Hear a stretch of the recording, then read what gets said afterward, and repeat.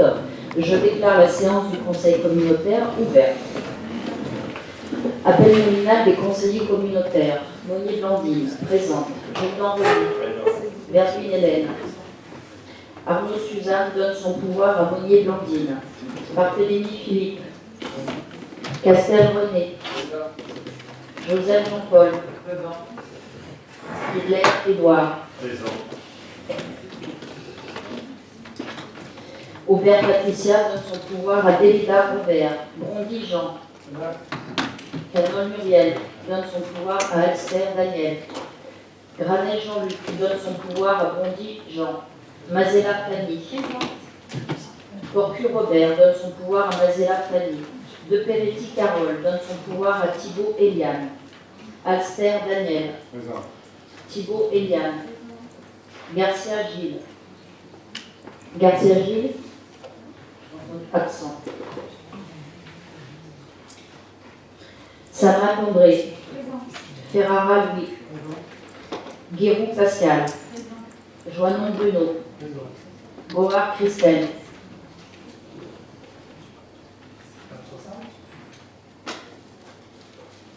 Maubé Yvan donne son pouvoir à Baël Marc. Aïlo Béatrice donne son pouvoir à Amar Rachida. Sergent Christine. Présente. Présent. Oui, c'est ça. Présente, oui. Délégat Robert. Présent. Bonifay Corinne. Présent. Tessier Jean. Présent. Noël Nathalie donne son pouvoir à René Castel. Long Sophie. Absente. Elle donnait son pouvoir à Rénard Yves, mais Rénard Yves est absent. Serre Daniel. Collet Laurent donne son pouvoir à Daniel Serre. Salès Michel. Présent. Perrier Gérard. Amar Rachida. Rénard Yves donne son pouvoir à Hélène Verbuine. Bourron Valérie donne son pouvoir à Joseph Jean-Paul. Rocheteau Philippe donne son pouvoir à Joseph Jean-Paul. Guérin Émilie. Présent. Baël Marc. Présent. Migliaccio Éric. Présent. Decaux Thomas, excusé le 24 juin. À la lecture du quorum, nous allons pouvoir valablement délibérer.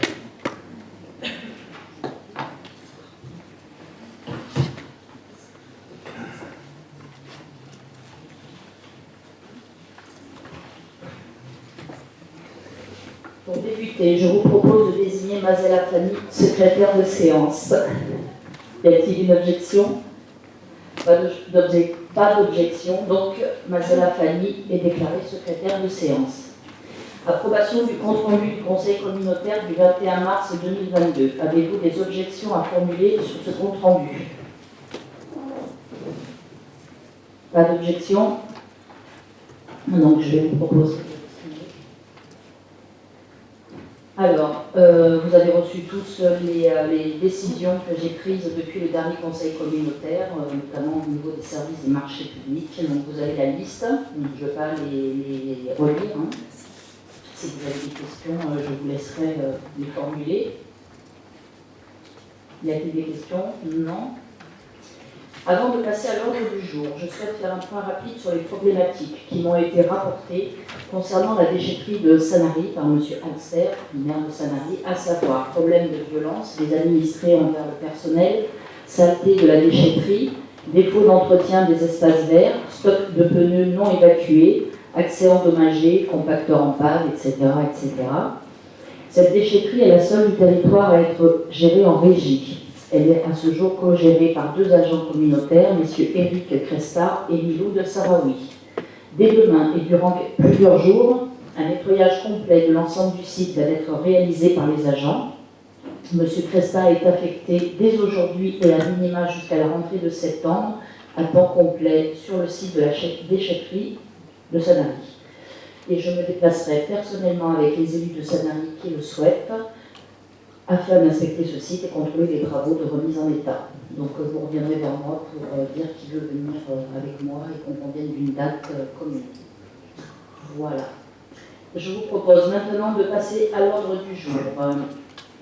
Je vous propose de laisser la parole à Mme Camille Pellegrin, directrice du service des finances, qui va vous faire une présentation synthétique des points budgétaires, puis ensuite à Mme Julie Disserviau, directrice des services, qui va vous présenter les axes de travail qui en découlent. Merci Madame la Présidente. Bonjour à tous. Je vous propose une présentation synthétique des points budgétaires.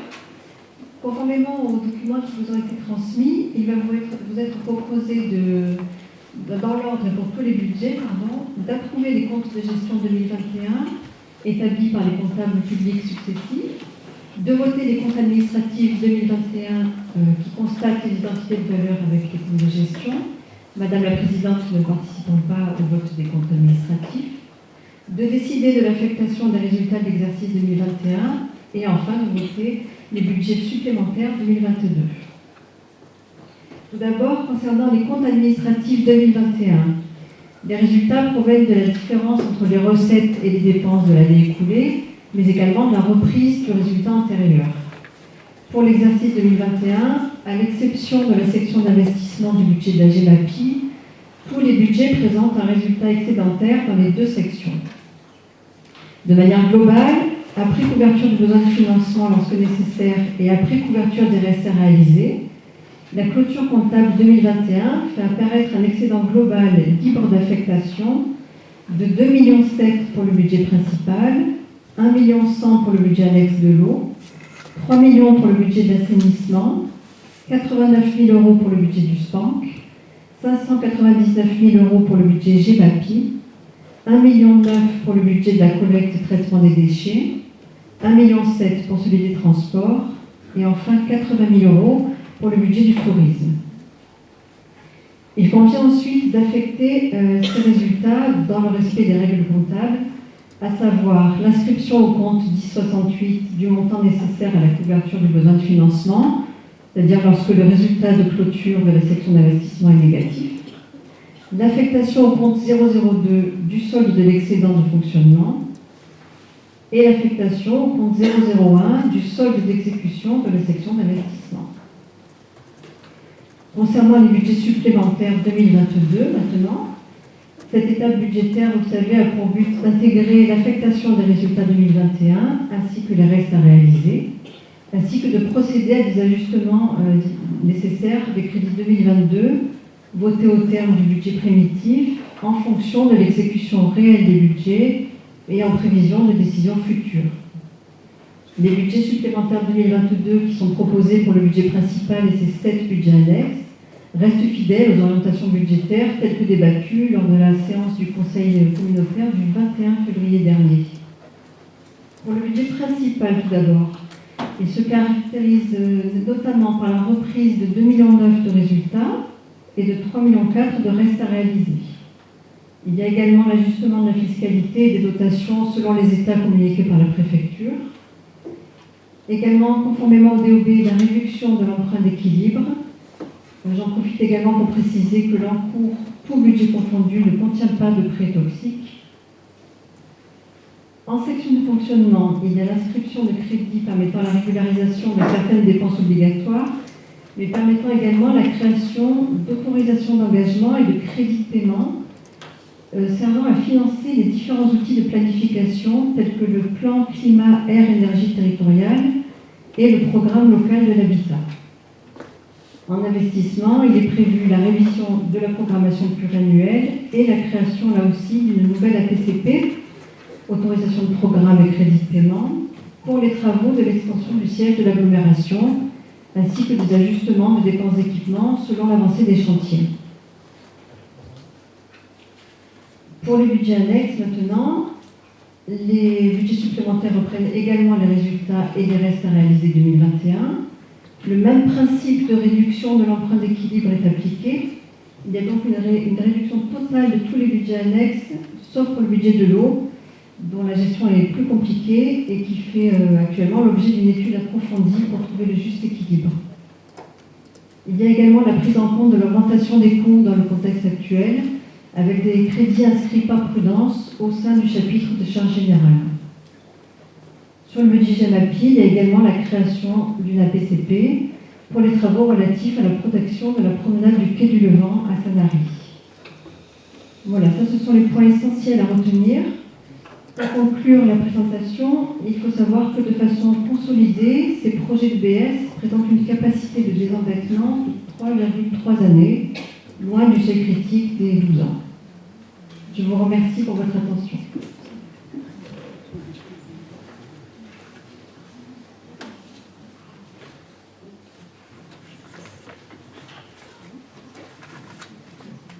Je vous remercie. Je vais maintenant laisser la parole à Mme Disserio. Bonjour. Alors, je vais vous présenter la politique de structuration budgétaire et financière que nous essayons de mettre en œuvre. Donc, l'analyse de l'exercice budgétaire écoulé présentée par Mme Pellegrin précédemment nous éclaire, puisqu'il nous permet, dans la continuité du travail déjà réalisé les années précédentes, de poursuivre une politique de structuration budgétaire et financière pour l'exercice budgétaire en cours, mais également pour les exercices à venir. Cette dynamique budgétaire s'articule autour de deux axes principaux, donc l'optimisation des recettes d'une part, mais également la poursuite de l'amélioration de la qualité comptable d'autre part. Concernant l'optimisation des recettes, plusieurs thèmes peuvent être évoqués, mais l'on retiendra particulièrement dans un premier temps la recherche de subventions auprès de nos partenaires institutionnels, à savoir le département, la région, les fonds européens, les services de l'État avec la DETR par exemple, mais également l'Agence de l'eau. Dans un second temps, on retiendra l'optimisation des recettes fiscales avec le projet de créer un observatoire fiscal intercommunal mutualisé. Donc pour ce faire, pour réaliser les deux éléments là que je viens de citer, nous sommes en cours de recrutement pour renforcer le service des finances et travaillons actuellement sur l'acquisition d'un logiciel de fiscalité mutualisé. Le dernier point, relatif à l'optimisation des recettes que nous avons retenu, concerne celles de type redevance et produits des services, comme par exemple la participation au financement de l'assainissement collectif, la détermination des montants de surtaxe pour les services gérés en délégation de services publics en matière d'eau et d'assainissement notamment. Pour analyser et optimiser ce type de recettes, il faut notamment renforcer la gestion en annualité budgétaire, ce qui nous conduit à notre deuxième axe, qui concerne la poursuite de l'amélioration de la qualité comptable. Donc, en matière de poursuite de l'amélioration de la qualité comptable, 3 thèmes ont été retenus. Donc, tout d'abord, nous devons impérativement travailler sur l'optimisation des rattachements des charges et des produits, qui permettent de travailler en annualité budgétaire et ainsi offrir la lisibilité nécessaire pour faire évoluer les tarifs, taxes et autres redevances pratiquées par le PCI. Par ailleurs, la qualité comptable s'améliore également grâce à la mise en place d'un plan pluriannuel d'investissement. Un PPI est en cours d'élaboration. Il nous a déjà permis en 2022 de voter les dépenses d'investissement par opération sur les budgets annexes de l'eau et de l'assainissement, comme cela était déjà fait depuis plusieurs années sur le budget principal. Ce PPI est également le point de départ pour la mise en œuvre de nouvelles APCP, qu'a évoqué Camille Pellegrin précédemment.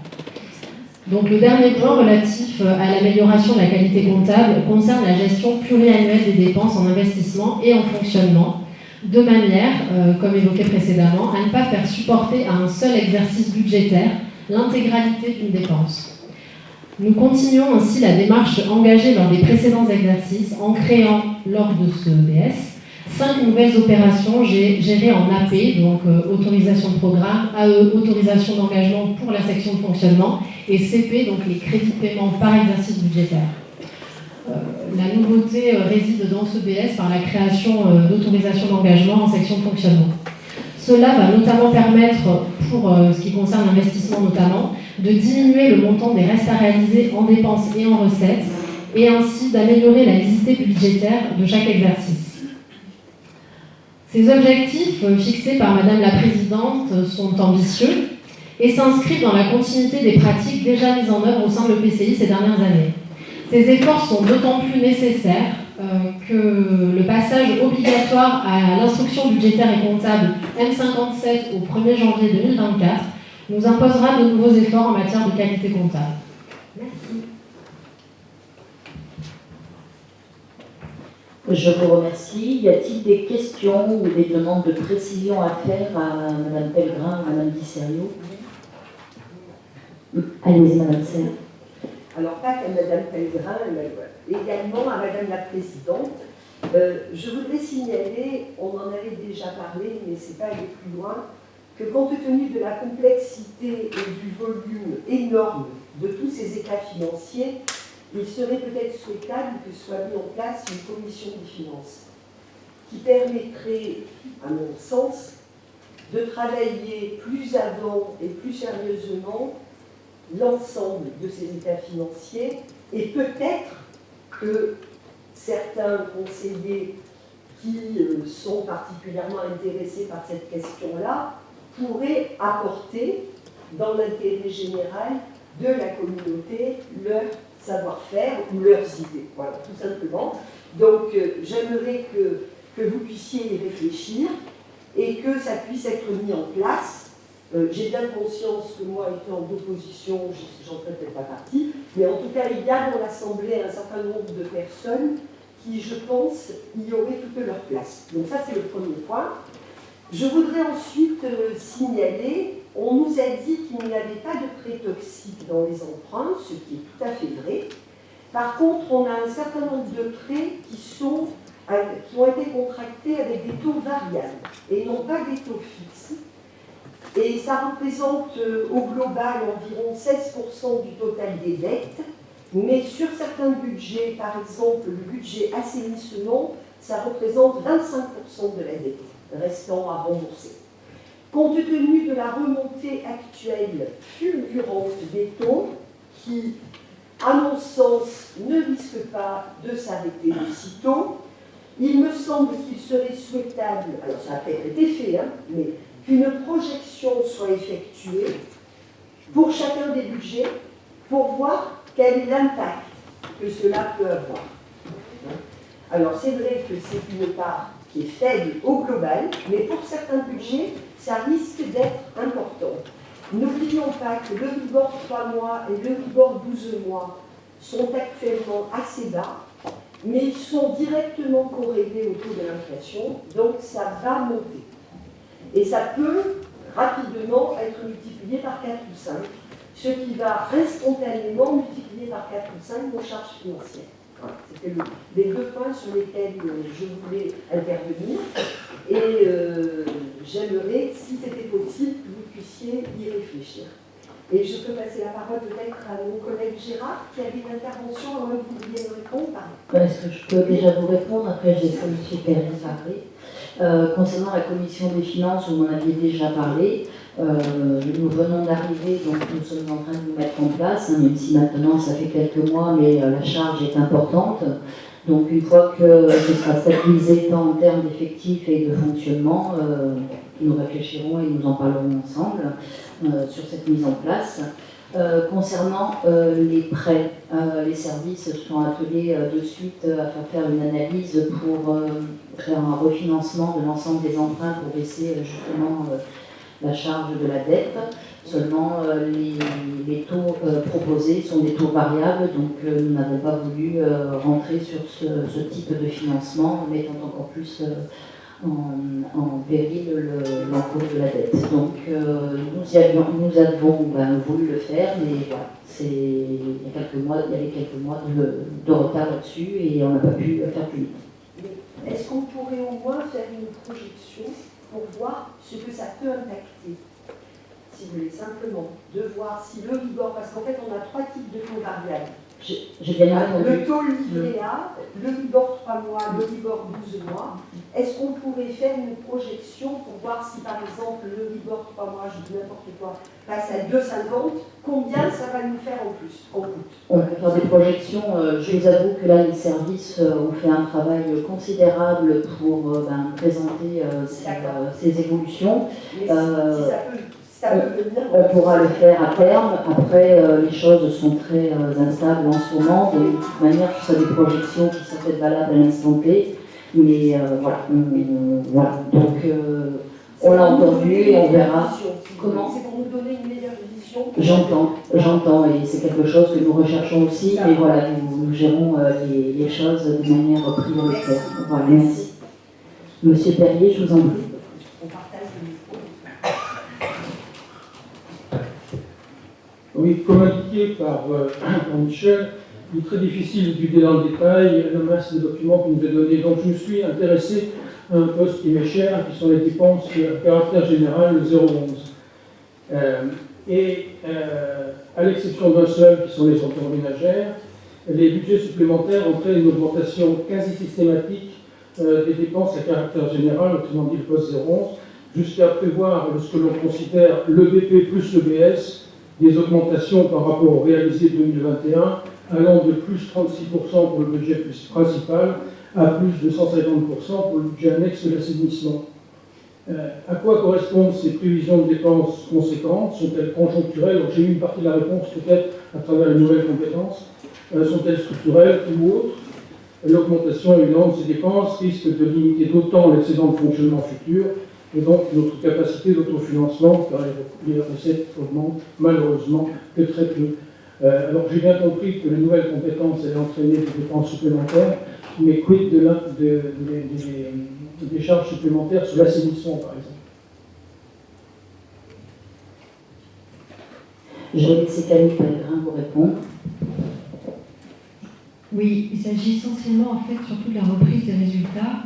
Effectivement, il est compliqué pour moi, n'ayant pas exécuté le budget 2021 ni préparé le budget primitif 2022, de encore bien tout maîtriser. Mais dans l'EBS, ce qui est en 011, c'est souvent une ligne d'équilibre pour absorber. Mais voilà, donc elles ne seront sûrement pas exécutées à hauteur de ce qui est inscrit. Voilà, merci. Y a-t-il d'autres questions? Oui, Bernard, je vous en prie. Non, ce n'est pas une question, c'est une observation. Je dis qu'en matière de remboursement par anticipation, si on négocie les prêts, le trésorier de la banque ne fera pas de cadeau sur les pénalités de remboursement par anticipation. Et il n'y a pas que le taux qui compte, il y a aussi ces pénalités à prendre en compte. Tout à fait, on en a bien conscience et les services ont travaillé avec un cabinet spécialisé sur la renégociation des taux et c'est pour la raison pour laquelle nous n'avons pas pu le faire, parce que c'était plus le moment. Et en plus, comme tu le dis, il y a aussi ce paramètre à prendre en compte. Jean-Paul Joseph. À propos de ces fameux taux, c'est vrai que la question est pertinente. La question se pose toujours par rapport à cette augmentation des taux, mais ce que je dirais, c'est que la précaution a été prise avant. C'est-à-dire que, à partir du moment où on respecte un principe qui est presque intangible, en tout cas une grosse recommandation à l'ensemble des collectivités territoriales, tous les experts, les conseillers en finance le disent, un tiers variable, un tiers fixe et un tiers au choix. Donc là, avec même 25% de taux variable, la précaution a été prise. Donc les conséquences sont, je dirais, maîtrisées et anticipées. Sinon, je vais peut-être encore rajouter, j'apprécie beaucoup le travail qui a été fait en termes d'amélioration justement de la structuration, de l'amélioration comptable. Et j'en profite pour dire que, alors confirmer ce que vient de dire Mme Pellegrin, c'est-à-dire qu'avec la reprise des résultats, ça explique parfaitement l'augmentation des dépenses, mais si on regarde l'évolution des deux principaux marqueurs ratios qui sont la capacité de désendettement et le taux d'épargne brute, ce sont ceux qui sont les plus réactifs et qui permettent d'anticiper l'éventuel dérapage. Là, tous les deux sont très bons. Et je suis ravi qu'on ait pris en compte aussi le taux d'épargne brut. Voilà, donc commentaire favorable. Je vous remercie tous. Y a-t-il d'autres questions? Non, donc nous allons passer au vote. Donc, suite à cet exposé, je vous propose de procéder directement au vote des délibérations numéro 35 à 42, c'est-à-dire les points 1 à 8, relatifs au vote des comptes de gestion 2021 pour l'ensemble des 8 budgets de l'EPCI, à savoir le budget principal et les budgets annexes de l'eau, de l'assainissement, du SPANC, de la GEMAPI, de la collecte et du traitement des ordures ménagères, ainsi que du transport et du tourisme. Donc, délibération CC 2022-35, nous allons la passer au vote. Qui est contre? Qui s'abstient? À l'unanimité. Point suivant, délibération CC 2022-36, budget annexe de l'eau, compte de gestion 2021. Qui est contre? Qui s'abstient? À l'unanimité. Délibération CC 2022-37, budget annexe de l'assainissement, compte de gestion 2021. Qui est contre? Qui s'abstient? À l'unanimité. Délibération numéro CC 2022-38, budget annexe du service public de l'assainissement non collectif, compte de gestion 2021. Qui est contre? Qui s'abstient? À l'unanimité. Délibération CC 2022-39, budget annexe de la gestion des milieux aquatiques et prévention des inondations, compte de gestion 2021. Qui est contre? Qui s'abstient? À l'unanimité. Délibération CC 2022-40, budget annexe de collecte et de traitement des déchets ménagers et assimilés, compte de gestion 2021. Qui est contre? Qui s'abstient? À l'unanimité. Délibération CC 2022-41, budget annexe des transports, compte de gestion 2021. Qui est contre? Qui s'abstient? À l'unanimité. Délibération CC 2022-42, budget annexe du tourisme, compte de gestion 2021. Qui est contre? Qui s'abstient? À l'unanimité.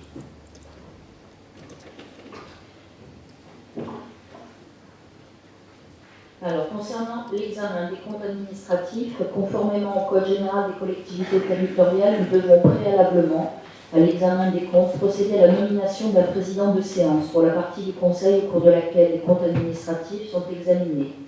Je vous propose de nommer M. René Jourdan, président de séance. Tout le monde est d'accord? Enfin, qui est contre? Qui s'abstient? À l'unanimité. Donc, je quitte la salle et je te laisse la place, mon René.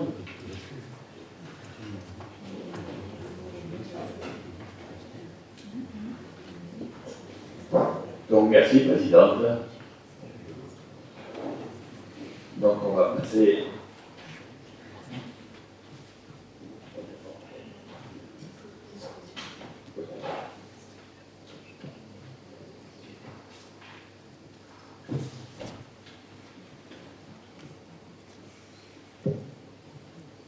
bien. Donc, suite à l'exposé qui nous a été fait des comptes administratifs 2021, je vous propose de procéder directement au vote des délibérations 43 à 50, c'est-à-dire du point 9 au point 16, relative au vote des comptes administratifs 2021 pour l'ensemble des 8 budgets de l'établissement public de coopération intercommunale.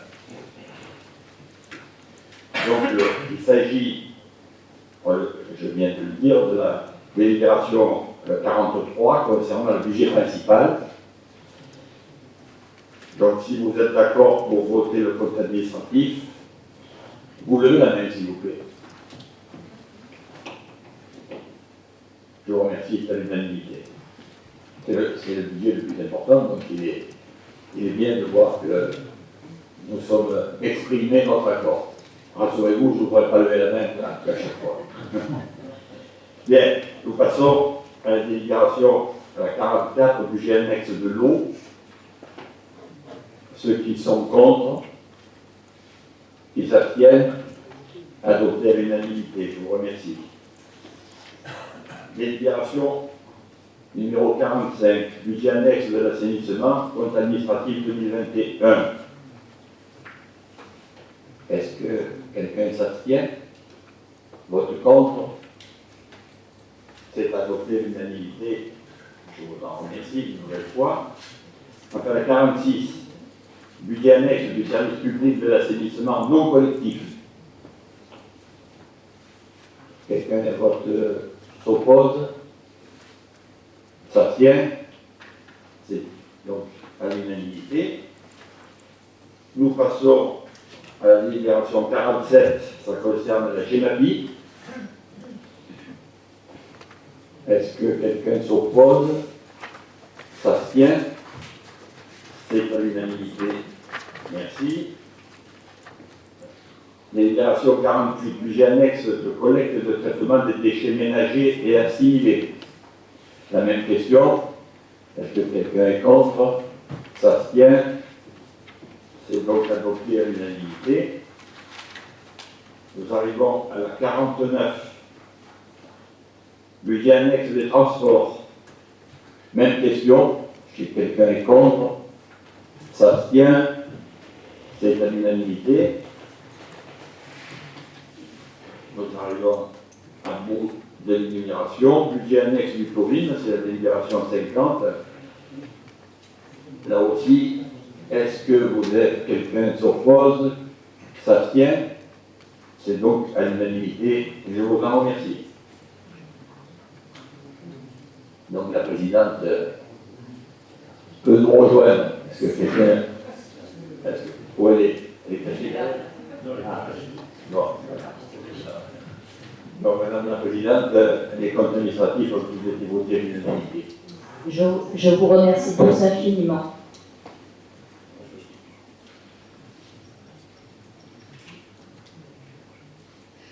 Je vous propose maintenant de procéder à l'affectation des résultats tels que présentés par Mme Camille Pellegrin et détaillés dans les délibérations en préambule, puis ensuite de voter de la délibération numéro 51 à 57. Donc, point numéro 17.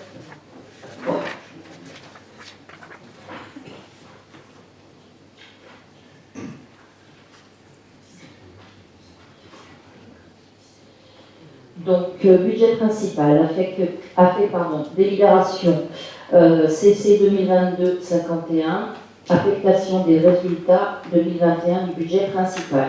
Qui est contre? Qui s'abstient? À l'unanimité. Point 18.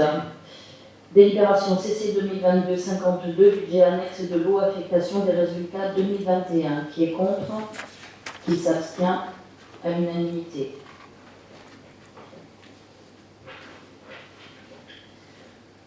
Point 19. Délibération CC 2022-53, budget annexe de l'assainissement, affectation des résultats 2021. Qui est contre? Qui s'abstient? À l'unanimité. Point numéro 20. Délibération CC 2022-54, budget annexe du service public de l'assainissement non collectif, affectation des résultats 2021. Qui est contre? Qui s'abstient? À l'unanimité. Point 21, délibération numéro 55, budget annexe de la gestion des milieux aquatiques et prévention des inondations, affectation des résultats 2021, qui est contre, qui s'abstient, à l'unanimité. Point suivant.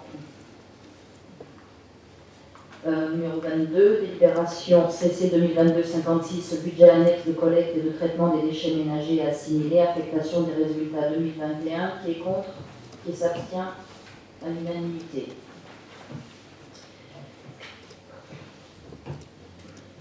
Alors, point numéro 23, délibération CC 2022-57, budget annexe des transports, affectation des résultats 2021, qui est contre, qui s'abstient, à l'unanimité.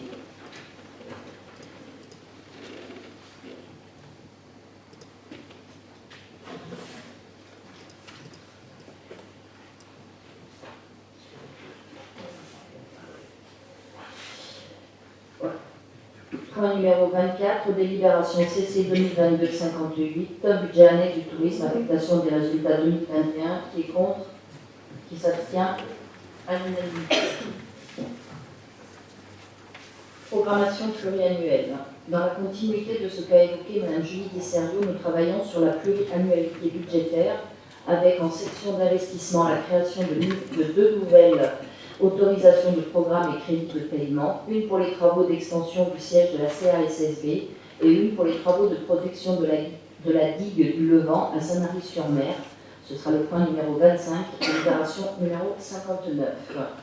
Et en section de fonctionnement, une nouveauté, la création de 3 autorisations d'engagement et de crédits de paiement, pareillement, APCP, prestations d'études et d'accompagnement dans le cadre du plan climat-air-énergie territorial, le PCAET, celui du programme local de l'habitat, le PLH, et celui du plan de mobilité, le PDM, ancien PDU. Ce sera les points 26 et délibération 60. Ensuite, la révision des APCP déjà existantes sera le point 27, délibération 61. Ensuite, vote des budgets supplémentaires afin d'intégrer l'affectation des résultats et d'ajuster les budgets conformément à la note de présentation des budgets supplémentaires qui vous a été transmise. Je vous propose de voter directement les délibérations 62.28 et 69.35. Donc nous allons passer au vote.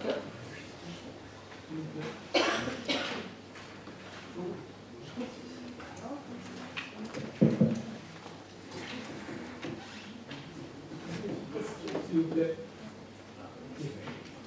Une petite question. Oui, je vous écoute. J'ai une question sur le point 26, c'est-à-dire la création de trois autorisations d'engagement. Dans le cadre des prestations d'études et d'accompagnement concernant la prise en compte des compétences plan climat et énergie, le programme local de l'habitat et plan de mobilité pour l'agglomération, est-il prévu une présentation au conseil d'agglomération des orientations stratégiques liées à ces trois compétences, orientations stratégiques qui vont, je suppose, servir de base à l'élaboration des cahiers des charges des études? Alors, il y en aura ensuite, là, on va passer les délibérations pour pouvoir lancer ces plans, en fait, à ce conseil-là.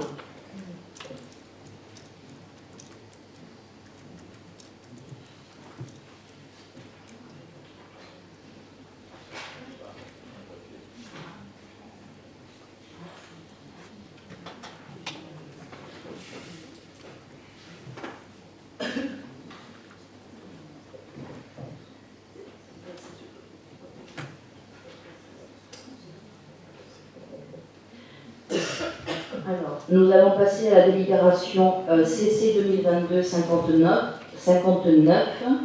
Je ne sais pas si vous, elle était pas rangée dans le bon ordre, en tout cas c'était moins le cas. Vote d'autorisation du programme et crédit de paiement sur les nouvelles opérations. Donc, extension du bâtiment siège administratif de la CASSD et travaux de protection de la promenade Quai du Levant à Sanary. Nous allons passer au vote. Qui est contre? Qui s'abstient? À l'unanimité.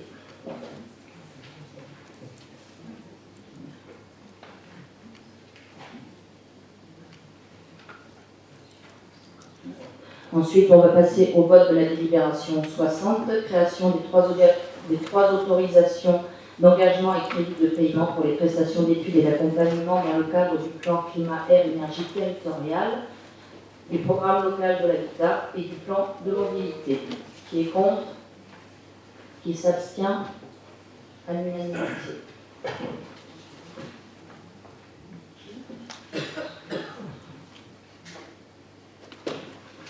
Ensuite, nous allons passer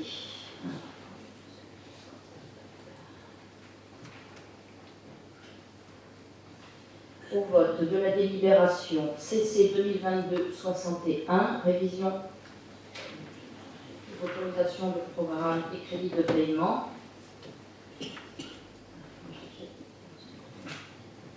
Non, c'est bon, excusez-moi. Excusez-moi, j'ai eu un mélange dans les délibérations et du coup je ne le retrouvais pas. Qui est contre? Qui s'abstient? À l'unanimité.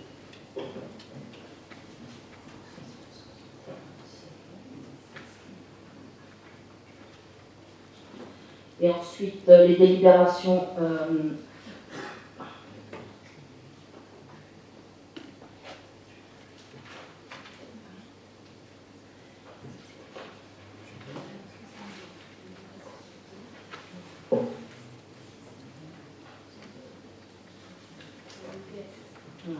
et ensuite, maintenant, nous allons passer aux délibérations de 62 pour les budgets supplémentaires 2022, celui du budget principal. Alors, qui est contre? Qui s'abstient? À l'unanimité. Point suivant. Délibération CC 2022-63, budget annexe de l'eau, budget supplémentaire 2022. Qui est contre? Qui s'abstient? À l'unanimité. Délibération CC 2022-64, budget annexe de l'assainissement, budget supplémentaire 2022. Qui est contre? Qui s'abstient? À l'unanimité. Point suivant. Délibération CC 2022-65, budget annexe du service public de l'assainissement non collectif, budget supplémentaire 2022. Qui est contre? Qui s'abstient? À l'unanimité.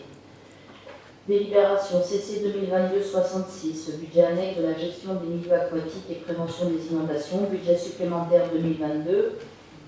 Qui est contre? Qui s'abstient? À l'unanimité. Point suivant.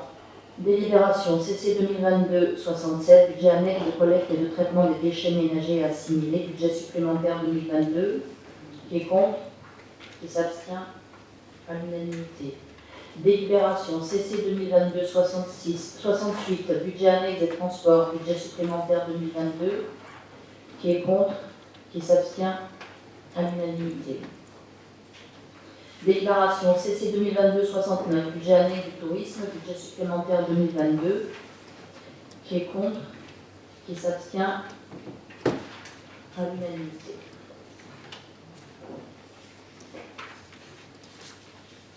Point suivant. Qualité comptable budget annexe de la gestion des milieux aquatiques et prévention des inondations, précision relative au passif transféré par la commune de Sanary-sur-Mer à la CASSB.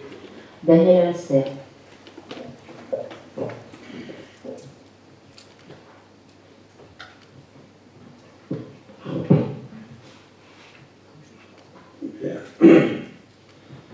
Les compétences transférées en 2019 dans le cadre de la lutte contre la pollution intégrée à la gestion des milieux aquatiques et prévention des inondations avait fait l'objet d'un procès-verbal de transfert qu'il convient aujourd'hui de préciser, car la partie du prêt ayant servi à financer le développement du port de Sanary-sur-Mer n'y avait pas été intégrée.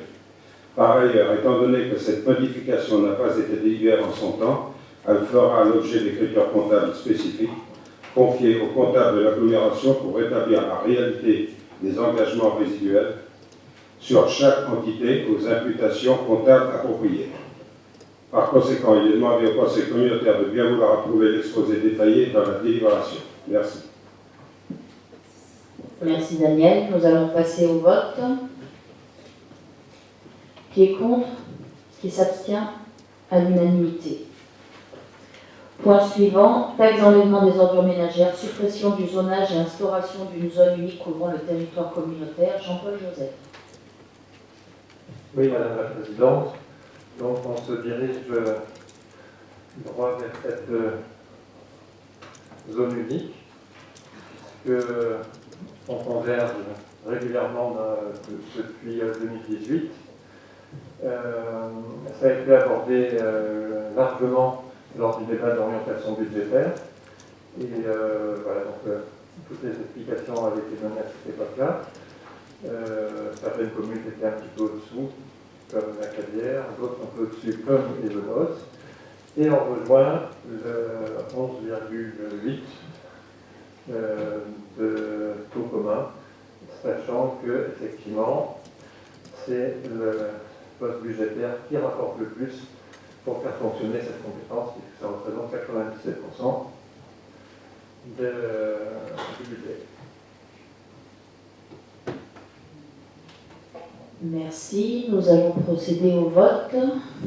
Qui est contre? Qui s'abstient? À l'unanimité. C'est une belle avancée sur l'unification des tarifs comme doit le faire une communauté d'agglomération. Point suivant. Délibération CC 2022-72, adoption de la conclusion d'une convention d'intervention foncière en développement économique pour le site de la Baou avec l'établissement public foncier Provence-Alpes-Côte d'Azur et la ville de Sanary-sur-Mer. Daniel Alster. Le projet de la communauté d'agglomération Sud-Saint-Vaud, CASSB, et de la commune de Sanary-sur-Mer sur le secteur de la Baou est de créer un nouvel espace de mixité urbaine, permettant notamment le renouvellement urbain de ce quartier. Ce projet consiste à réaliser d'une part une opération de développement économique, éco-technopole, et d'autre part une opération d'ensemble comportant de l'hébergement destiné aux actifs et des équipements collectifs. Dans le cadre de sa compétence en matière de développement économique, la communauté d'agglomération Suite-en-Beaune a conclu en 2017 avec l'établissement public foncier PACA et la commune de Saint-Marie-sur-Mer une convention d'intervention foncière CIF tripartite visant à permettre l'emprise foncière nécessaire à la création de ce projet d'aménagement. Cette convention s'inscrivant dans la continuité d'une première CIF conclue seulement avec la commune de Saint-Marie-sur-Mer en janvier 2014. Cette convention arrive à échéance le 21 décembre 2022 et l'ensemble des acquisitions foncières n'ayant pu être réalisées, il convient de la renouveler par une convention dite d'impulsion-réalisation. À ce jour, l'EPF a acquis pour 4 880 460 € de foncier.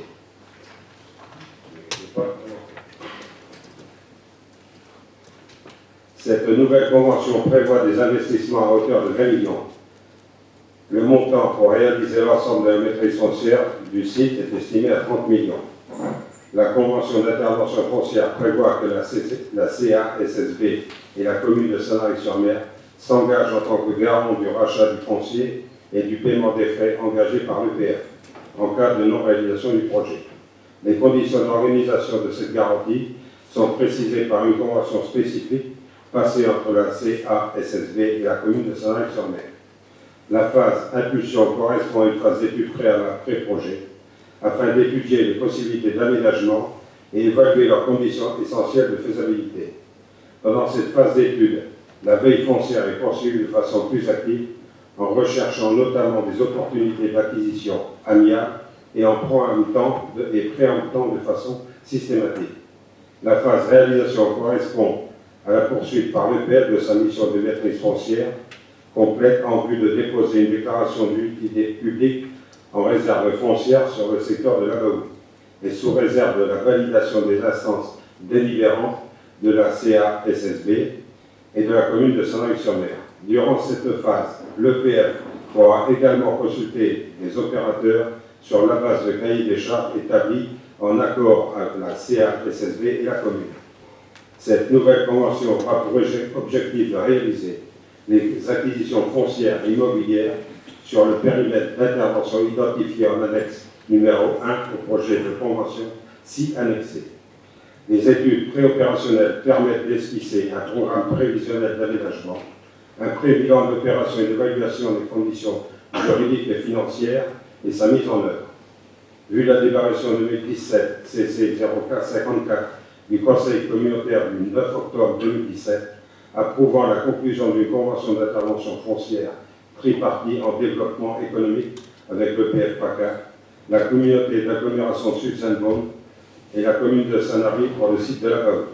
Vu la convention d'intervention foncière tripartie signée le 11 décembre 2017 par le PF-PACA, le 15 décembre 2017 par la commune de Saint-Nary-sur-Mer et le 18 décembre 2017 par la CASSB, vu l'arrêté préfectoral du 26 juin 2019 et ses annexes portant création d'une zone d'aménagement différé sur le secteur du quartier de la Baoule, sur le territoire de la commune de Saint-Marie-sur-Mer, considérant l'intérêt de renouveler la convention d'intervention foncière dans l'objectif de la réalisation d'un projet d'aménagement sur le secteur de la Baoule de Saint-Marie-sur-Mer. Après avoir entendu l'exposé des motifs, je vous propose d'adopter la convention d'intervention foncière en développement économique sur le site de la Baoule avec l'établissement public foncier Alpes-Côte d'Azur et la ville de Saint-Marie-sur-Mer, d'autoriser Madame la Présidente à signer la convention. Merci, bel effort. Nous allons passer au vote. Qui est contre? Est-ce qu'on pourra avoir un petit éclaircissement? Oui, bien sûr, allez-y. Voilà. Parce qu'en fait, si on a bien compris, puisque cette affaire, nous, on ne l'a pas suivie du tout, puisqu'on est ici depuis 2 ans simplement, et visiblement, ça a été décidé en 2017, si je comprends bien. Donc, est-ce qu'on pourrait nous expliquer un peu plus quel est l'intérêt communautaire là-dedans, voilà, qu'on comprenne bien. Parce que les montants sont très importants. Hein. Absolument. 30 millions d'euros et les CASSB est partie prenante pour 70%. C'est ça. Nous avons vu avec donc, la commune de Sanary pour qu'il y ait une prise de responsabilité partagée, hein, puisque c'est sur la commune de Sanary. Mais certes, c'est un projet qui date depuis 2014, ou même peut-être avant pour vous, je ne sais plus, hein, 2014. C'est un projet de développement d'une zone économique et en parallèle de la création de logements sociaux. Donc c'est de par la compétence de la communauté d'agglo en termes d'économie, ça a été transféré donc en 2017 au niveau de cette partie-là économique à l'agglomération. Et donc là, c'est l'objet de signer une convention tripartite, enfin de renouveler la signature d'une convention tripartite de manière à laisser le temps à l'EPF d'acquérir les terrains. J'ai bien résumé. Est-ce que donc ça veut dire qu'il y aurait à peu près 70% du foncier qui serait acheté, qui serait consacré à des activités économiques? En gros, c'est ça. Non, c'est pas dans ce terme-là, dans la prise de risque, entre guillemets, hein, puisque bon, une zone économique aujourd'hui, en plus une zone économique de cette qualité, hein, puisque c'est une zone de développement, je ne sais pas le terme qui me vient, si tu peux m'aider. Hein? Oui, high-tech, non, c'était pas high-tech, je ne me rappelle plus, non, c'était pas high-tech, c'était... C'est un peu ça, oui. Non, c'est ça, et aussi dans la partie des logements, logements sociaux, c'est limite, mais ce sera une priorité sera réservée aux gens qui travailleront dans cette zone, et à aucun moment il est prévu de faire des commerces à cet endroit-là, je vous le dis tout de suite, pour ne pas impacter le centre-ville. Ce sera surtout de l'high-tech et des nouvelles technologies. C'est une zone artisanale de qualité et les logements, ce sera de la compétence par contre de Sanary à ce moment-là. Voilà, nous on gardera la compétence, la partie compétence économique comme celle que nous avons sur le plateau de Signes. C'est le même, comment dire, une compétence. Voilà. J'avais juste une petite précision à demander. L'essentiel a été amené par mon collègue.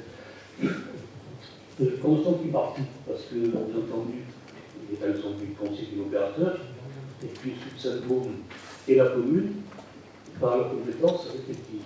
Ça veut dire aussi que dans le cas de rachat par les opérateurs, le rachat se fera par la commune et par la communauté en fonction de la destination initiale des terrains. Et que d'ores et déjà, on connaît la destination des terrains, sachant que une petite précision, vous avez parlé de logements sociaux, dans un rapport dans les logements et dans l'hébergement. C'est une connotation tout à fait différente dans le code de l'urbanisme et dans vérifier si c'est bien. Sur la délibération, qui est pas une erreur de terme. La première, on est sur du logement et la seconde, on est sur de l'hébergement. Ça va, les services vont regarder la sématique. D'autres remarques, Bruno? Non. Y a-t-il d'autres questions, d'autres remarques? Non, c'est bon. Nous allons passer au vote. Qui est contre? Qui s'abstient? 2 abstentions.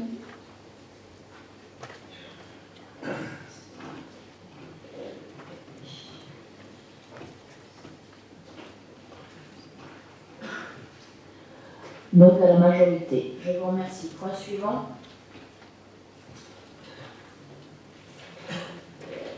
Adoption de la convention subséquente d'organisation entre la communauté d'agglomération Sud-Seine-Baume et la commune de Sanary pour la mise en œuvre de la convention d'intervention foncière pour le site de la Baou.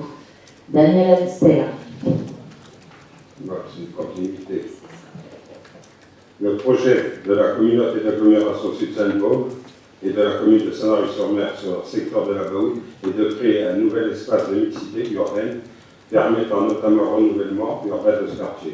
Ce projet consiste à réaliser d'une part une opération de développement économique et d'autre part une opération d'ensemble comportant des logements destinés aux actifs de ces équipements collectifs. Dans le cadre de sa compétence en matière de développement économique, la communauté d'agglomération Sud-Seine-Baume a conclu en 2017 avec l'EPF, PACA et la commune de Sanary-sur-Mer une convention d'intervention foncière tripartite visant à permettre l'emprise foncière nécessaire à la création de ce projet d'aménagement. Cette convention arrive à échéance le 31 décembre 2022 et l'ensemble de l'acquisition foncière n'ayant pu être finalisée, une nouvelle convention est conclue afin de permettre la continuité dans ce projet jusqu'en 2027.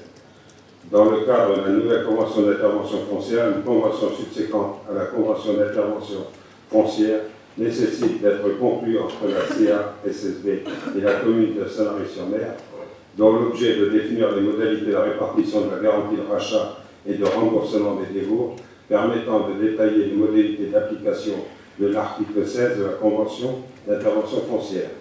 En effet, cet article prévoit qu'en cas de résiliation ou de caducité de la Convention sans renouvellement ultérieur, la CA-SSB et la commune devront racheter les biens restants dans le stock de l'EPF et qui n'auront pas pu trouver preneur à cette date. La convention subséquente permet d'organiser la répartition de ces garanties assumées à hauteur de 70% pour la CA-SSB et de 30% pour la commune de Sanary-sur-Mer. Il est précisé que le montant fixé au sein de la convention d'intervention foncière pour réaliser l'ensemble de la maîtrise foncière du site est estimé à 30 millions hors taxes. Le périmètre de cette convention subséquente est le même que celui défini à l'article 3 de la convention d'intervention foncière. Enfin, il est précisé que la validité de la convention subséquente est également attachée à la validité de la convention d'intervention foncière, qui prendra fin le 31 décembre 2027 ou au 31 mars 2023, à défaut de validation par la CA-SSB et la commune du projet de déclaration d'utilité publique ainsi que du montant financier nécessaire aux acquisitions conformément à son article 14.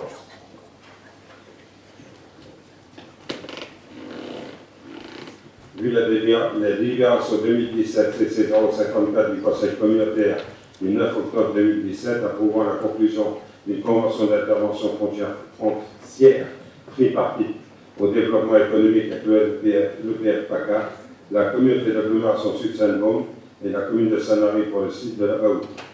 Vu la convention d'intervention foncière tripartite signée le 11 décembre 2017 par l'EPF PACA, le 15 décembre 2017 par la commune de Sanary et le 18 décembre 2017 par la CA-SSB, vu la délibération du Conseil communautaire du 27 juin 2022 portant approbation d'une convention d'intervention foncière en développement économique sur le site de la Baoue avec l'EPF, PACA, Côte d'Azur et la communauté d'agglomération Sud-Seine-Beaune. Considérant l'intérêt de renouveler la convention d'intervention foncière dans l'objectif de la réalisation d'un projet d'aménagement sur le secteur de la Baoue de Sanary-sur-Mer, après avoir entendu l'exposé des motifs, je propose d'adopter la convention subséquente à la convention d'intervention foncière en développement économique pour le site de la Baoue avec l'établissement public foncier Provence-Alpes-Côte d'Azur et la ville de Sanary-sur-Mer s'y annexer, d'autoriser Madame la Présidente à signer la convention. Merci. Oui, Madame. Une petite question au maire de Sanary, si possible, parce que je pense qu'il peut peut-être me répondre. Est-ce que vous avez déjà eu des opérateurs économiques qui ont manifesté un intérêt à venir pour une implantation sur cette technopole? Parce que là, il y a déjà une technopole à Ouloul, pas très loin. Est-ce que des opérateurs économiques un peu conséquents du type Naval Group ou autre ont manifesté un intérêt? Je sais qu'il y a des démarches en cours, vous dire les noms, je ne peux pas les dire, mais ça avance. D'accord, merci. Ça n'a rien à voir avec la technologie. Ça n'a rien à voir avec le... Vous voulez parler de Naval Group qui est situé l'ancien défeur. Ça n'a rien à voir, et puis si je peux me permettre, Daniel, de rebondir, la création de l'entrée d'autoroute à hauteur de cette zone, puisque je ne sais pas si vous voyez exactement où elle est située, en face de l'Intermarché, donne une attractivité réelle à ce site. Et donc, je ne doute pas de la qualité des entreprises qui viendront s'y installer, compte tenu que c'est sur la commune de Sanary. Voilà.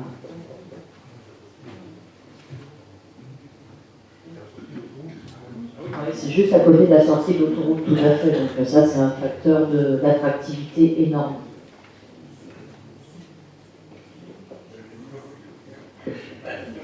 D'ailleurs, oui, il y aura un hôtel d'hébergement du casino, donc un terrain qui est acheté juste à côté, mais qui sera à côté.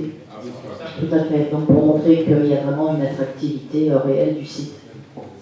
Ce sera un hôtel 3 étoiles. Merci, monsieur Alster.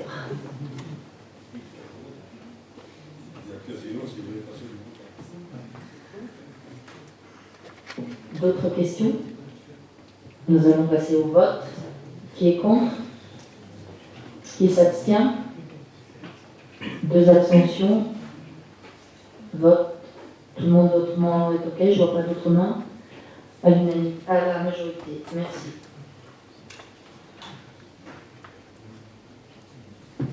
Point suivant, délibération CC 2022-74, adoption du protocole transactionnel relatif au marché de CRAM de la gendarmerie du Bosset, rapporteur M. Friedler. Merci. Ça fait quelques années qu'on attend cette délibération.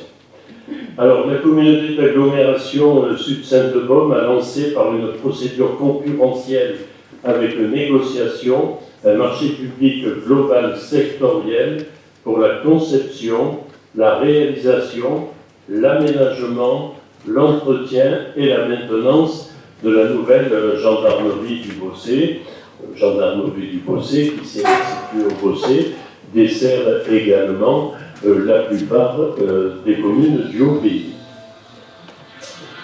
Cette nouvelle gendarmerie, dont le projet a été impulsé au sein de la communauté d'agglomération en mai 2017, permettra d'optimiser les conditions de travail pour l'ensemble des gendarmes ainsi que l'accueil des administrés et intégrera des logements de fonction.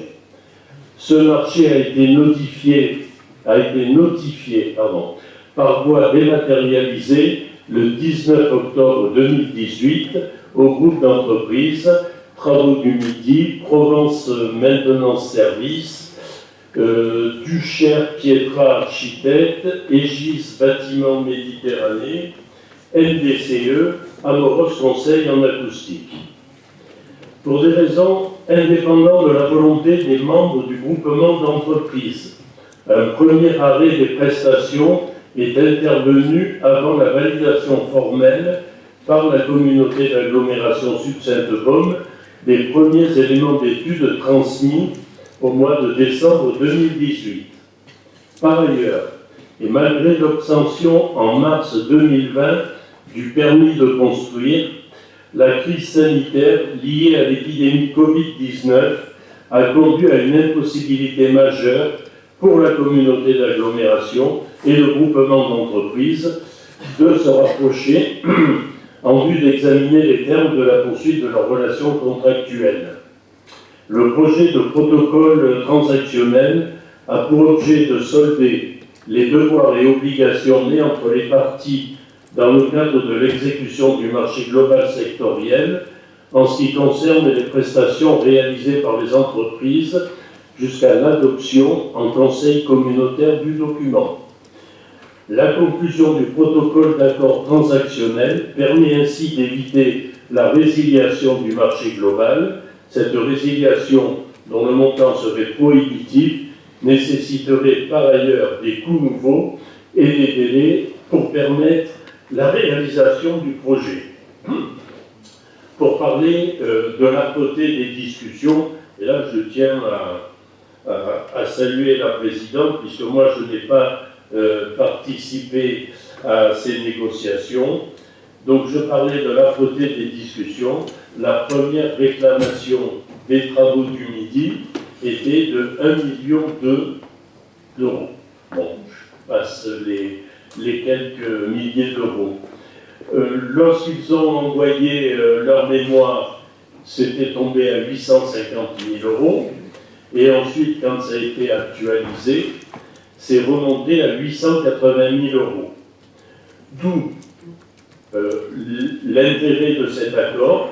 Par accord, donc la communauté d'agglomération accepte de verser à titre indemnitaire la somme de 500 000 euros. Donc on est quand même assez loin du 1,2 million de départ, ayant vocation à couvrir l'ensemble des prétentions indemnitaires au titre des surcoûts liés à l'immobilisation et la remobilisation des effectifs travaux, de l'équipe de maîtrise d'œuvre, des mesures Covid de nature à affecter la durée des travaux et la perte d'industrie. Parallèlement, un avenant au marché sera soumis à la commission d'appel d'offres pour un montant de 140 000 € hors taxes.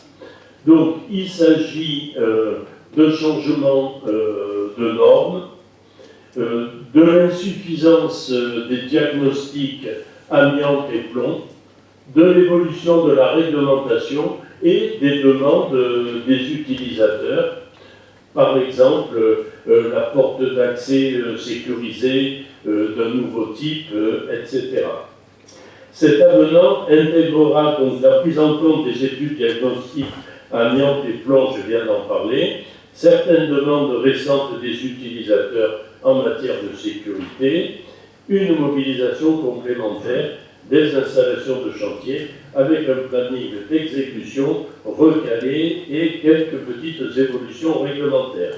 En conséquence, le groupement d'entreprises renonce à formuler un quelconque recours à l'encontre de la communauté d'agglomération pour tout fait antérieur à la date d'adoption de l'accord. Vu le code des collectivités territoriales que chacun connaît sur le bout des doigts, donc je ne les cite pas, mais je rappelle la délibération du bureau communautaire du 15 mai 2017 portant engagement de la communauté d'agglomération Sud-Sainte-Baume à conduire le projet de construction de la nouvelle gendarmerie sur la commune du Bossé, considérant qu'il convient de conclure le protocole transactionnel avec le groupement d'entreprises titulaires du marché global sectoriel pour l'opération de construction de la nouvelle gendarmerie du Bossé.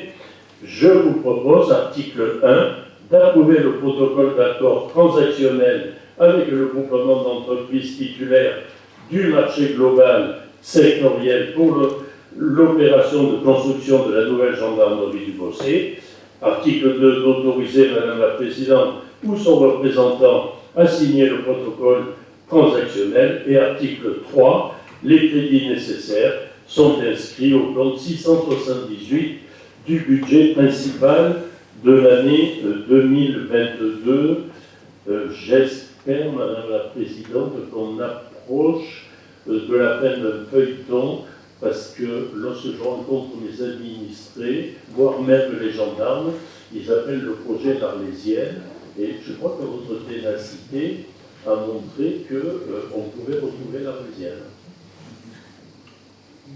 Je l'espère. Nous allons déjà saluer la qualité des discussions, tant de l'aglo et des services que de l'entreprise, que des entreprises, et notamment les travaux du midi.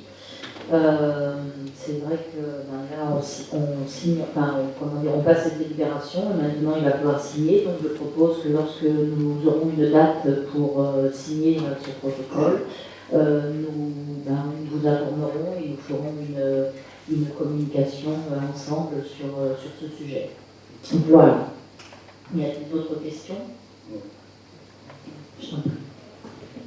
Oui, je voudrais faire une petite remarque et poser une question, mais je m'en suis ouvert à Édouard dans le début de la séance.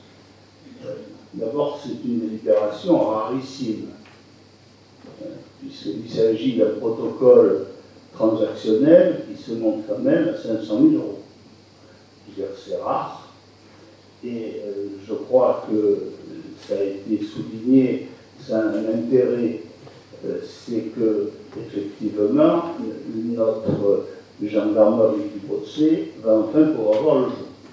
Je crois que c'est bien, ça a été souligné, c'est pas une arlésienne, tant mieux.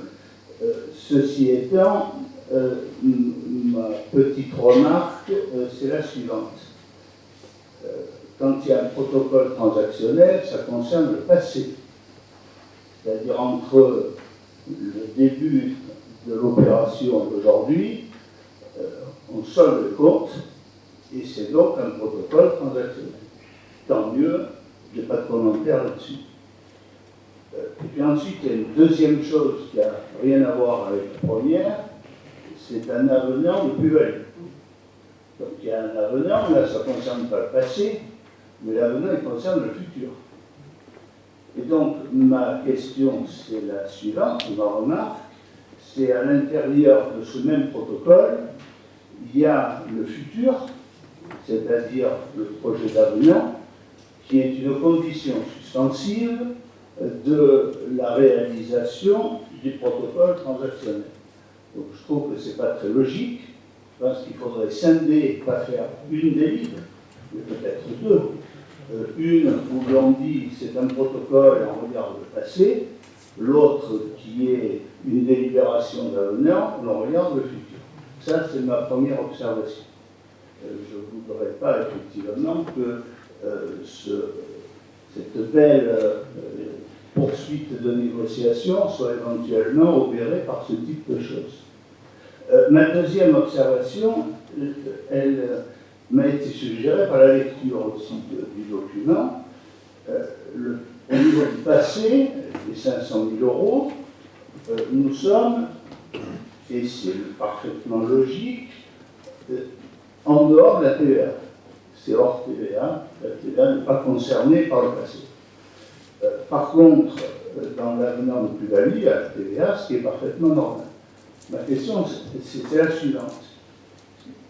Est-ce que nous avons une garantie au niveau de la communauté sur le remboursement via le fonds de compensation de la TVA? Parce que c'est vrai que ce sont des travaux qui vont être aux alentours de 5 millions d'euros en hors taxe. Ça veut dire qu'il va y avoir 1 million d'euros de TVA. Et je pense que ça serait peut-être rassurant pour nous tous de savoir si le fonds de compensation s'applique. Et je pense qu'il va y avoir peut-être une discussion qui a déjà eu lieu avec l'État ou qui aura lieu dans le futur, mais je pense que c'est quelque chose de logique compte tenu des montants. On serait sur des petits montants, je ne pense pas qu'il y aurait de grosses difficultés. Sur des montants de ce niveau, je pense que ça pourrait peut-être, je dirais, contribuer à bien éclairer les choses. Voilà donc le sens de mes deux observations, qui sont des observations positives, cela va de soi, et des observations qui vont tout à fait dans le sens de ce que l'on souhaite tous, c'est-à-dire que la gendarmerie commence le plus rapidement possible. C'est dans cet esprit que j'ai fait ces deux petites observations. Le protocole d'accord transactionnel a été établi par les avocats, donc je poserai la question parce que voilà, c'est quelque chose, comment dire, qu'ils, je pense, doivent savoir, donc voilà, je ne peux pas répondre dans l'immédiat. Et en ce qui concerne le FCTVA, je laisse les services répondre parce que je ne vois pas pourquoi, dans ce cadre de travaux, nous n'y avions pas droit. Ouais, moi j'ai une petite question, j'ai pas compris le FCTVA, c'est sur les 500 000 ou sur le montant de l'avenant où la question est posée? La TVA, c'est naturellement sur l'ensemble du projet, puisqu'il y a donc des travaux qui se montent à 5 millions d'euros. Et ma question, c'est est-ce qu'on sera éligible ou pas pour une compensation? Parce que ce sont des travaux qui sont dehors de la compétence de l'AGLO. Et donc, par les temps qui courent, c'est vrai que nous avons dans nos communes respectives, lorsque ce sont des travaux de cette nature, l'État qui ne prend plus en charge le remboursement de la TVA. Et donc je pense que c'est important, je vais te le faire préciser, puisque c'est 1 million d'euros de recettes, je dirais, pour notre communauté d'agglo, et donc si c'est le cas, tant mieux.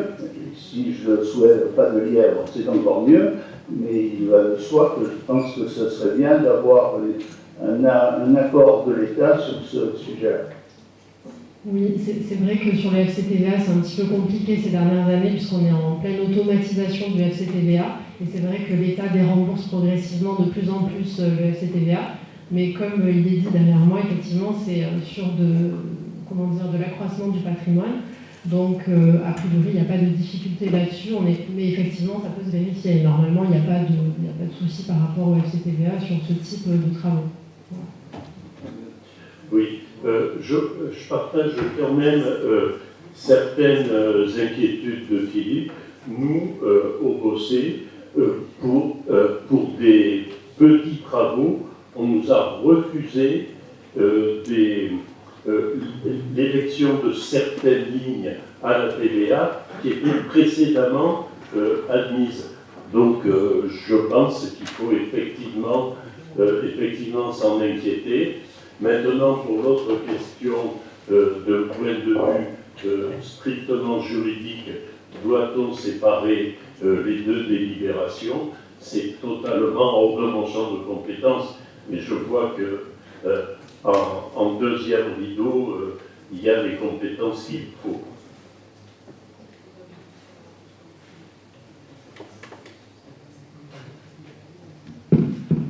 Donc effectivement, c'est normal qu'il y ait, alors en l'occurrence, une délibération, puisque pour l'autre, on est sur une commission d'appel d'offres et que la présidente a délégation. Donc on a cité l'avenant de manière à être totalement transparent. C'est vrai qu'il n'y a pas d'obligation à délibérer sur l'avenant, qui est d'ailleurs déjà passé en commission d'appel d'offres entre-temps, de manière à ne pas perdre de temps et à pouvoir signer le protocole. Après, c'est vrai que d'en faire une condition suspensive, voilà, mais c'est à ce prix-là, dans le cadre de la négociation, qu'on a réussi à aboutir à un accord. J'entends bien, mais c'était l'article 4, il y a ce petit point qui a nécessité mon intervention. Y a-t-il d'autres questions? Nous allons passer au vote. Qui est contre? Qui s'abstient? À l'unanimité.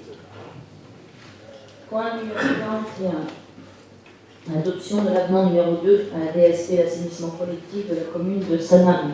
Daniel Alsler. La commune de Sanary-sur-Mer a confié, à compter du 19 janvier 2013, par contrat de délégation de service public à la Société des eaux de Marseille, l'exploitation du service de l'assainissement pour une durée de 9 ans, 11 mois et 12 jours, avec une échéance fixée au 31 décembre 2022. À compter du 1er janvier 2018, la communauté d'agglomération exerce les compétences prévues au 1 de l'article L 5217-2 du CGCT que les communes n'avaient pas transféré à leur ancien EPCI d'appartenance. Par conséquent, cette dernière s'est substituée dans les droits anciennement dévolus à la commune de Sanary-sur-Mer et se retrouve désormais compétente concernant la gestion du service public de l'assainissement. Un avenant numéro 1 contre initial a été délibéré par la CNSSB le 9/12/2017 afin de procéder à la mise à jour de l'inventaire des nouveaux biens intégrés au service délégué et de prendre en compte les coûts supplémentaires d'exploitation générés par cette évolution du patrimoine. La communauté d'agglomération Sud-Saint-Baume a entrepris une procédure de renouvellement de ses contrats de délégation de service public d'assainissement collectif par l'intermédiaire d'une consultation globalisant les services d'assainissement collectif des communes de Sanary-sur-Mer pour la collecte, Bandol pour la collecte et Saint-Cyr-sur-Mer pour la collecte et le traitement dite commune du littoral. Il apparaît ensuite de la première prolongation du contrat elle-même, sans lien avec la procédure de renouvellement du dit contrat, que l'organisation de la procédure de mise en concurrence et d'une période de transition technique et administrative rigoureuse entre les contrats globalisés ne permet pas de modifier un nouveau contrat avant le 1er mai 2023. En particulier, la commune d'agglomération subit les contraintes temporelles et organisationnelles d'une réappropriation d'un service public suite à un changement de gouvernance à la fin de l'année 2021, sur un périmètre en outre redessiné par le transfert de compétences et souhaite favoriser un regard critique sur l'analyse des propositions à intervenir. Ainsi, le temps nécessaire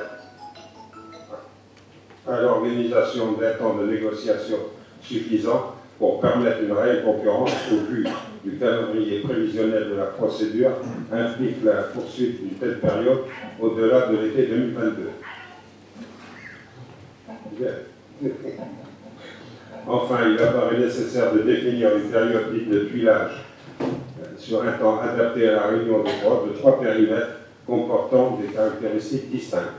Par ailleurs, et afin de répondre à l'obligation réglementaire de mise en place d'un diagnostic permanent et la réalisation de certaines campagnes RSDE sur le réseau d'eau usée, effective au 31/12/2021, Le projet d'avenant intègre la mise en place du diagnostic permettant sur la commune de Sanary pour un investissement complémentaire de 29,7 K euros en valeur 2022, soit 27,9 K euros, kilo-euros ramenés en valeur de base du contrat, correspondant à l'installation des points de mesure en continu.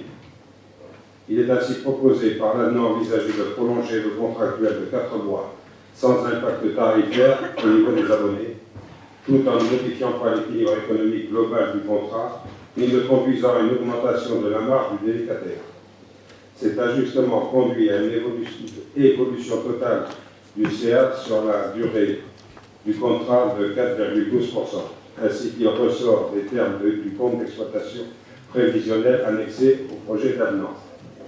Vu le Code général des collectivités territoriales des articles L. 1411-5 et L. 1411-6, vu les dispositions de l'article R.